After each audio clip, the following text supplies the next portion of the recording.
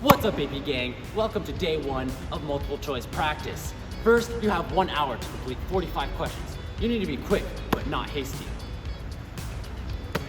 On this team, we don't take too much time to answer every question. The first section is the reading questions. So we have the main purpose, the tone, diction, and sentences. The second section is the writing questions, and there are 5 types of writing questions. There are figurative language, use of evidence, developing thesis, organization, and sequence of ideas. Here's your first task. Here's the first passage. Pause and read carefully before proceeding. So here's how to tackle the first question. This isn't rugby. First question, which of the following sentences best represents the author's main point in the passage? So for this question, you want to read through and try to find the author's main point in the passage as a whole. Pause the video and have a read. After carefully reading through the text and potential answers, you should have circled answer B. If you're unsure, you can go through the process of elimination. So answer A suggests that the passage focuses on the peaceful coexistence of Muslims, Christians, and Jews, which is not the case. Answer C conveys that the author's temptation to indulge our basest tendencies to exoticism.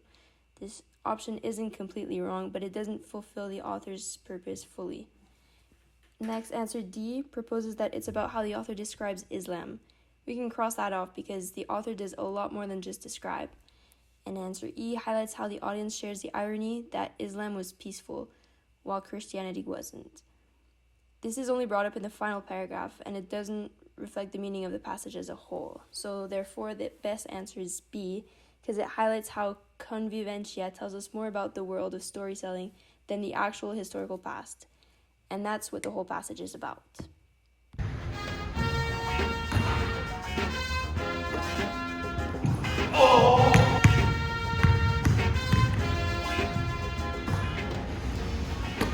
I can shoot, pass, or dribble, but which one should I do?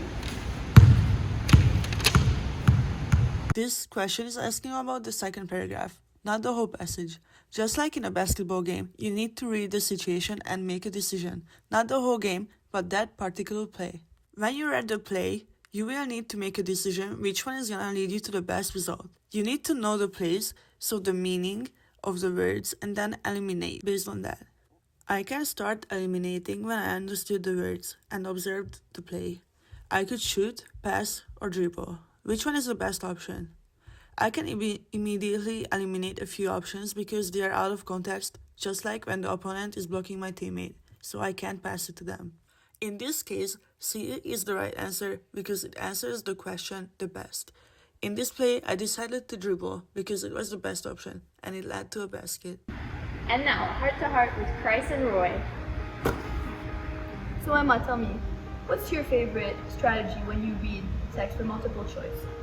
Personally, I like to read the whole text first and make some footnotes next to the text, and then read my questions and go back to the whole text. What about you, Ellie?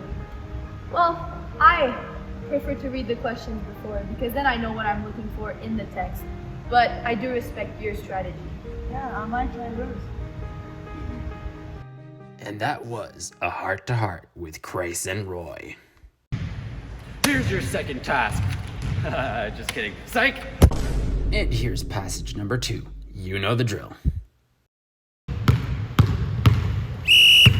Double dribble! Come on, basketball, man! No, really, it's not that bad if you break it down. Look at this.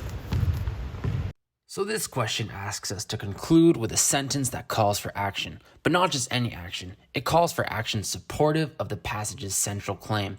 So in these types of questions, you want to look for 2 things. 1, it has to fit in the context. And 2, it has to fulfill the requested purpose.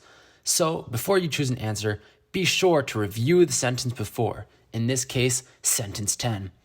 So the answer to this question should be B, because it fulfills both purposes. The word, however, implies an opposing extension, and saying that lawmakers must prevent teams from making demands indeed opposes the previous claim that cities with professional teams will continue to face this quandary. Therefore, it fits in context.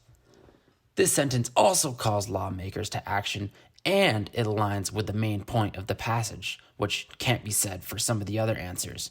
Now, you may be tempted to choose answer C, but it doesn't actually call anyone to action. It simply states something that should be done.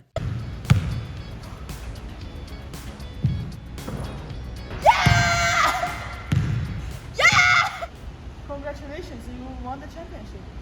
Thank you. And we made it to the final question. So this is a question from the writing section about transitional words. So take the time to pause the video and read the question. In this case, the answer is E, furthermore. Take the time again to pause the video and read sentence 6. The end of sentence 6 is a counter-argument, indicating that the previous argument in favor of stadiums and its economic benefits are in fact meaningless. Sentence 7 follows by pointing out biased surveys to, once again, discredit the evidence provided for stadiums.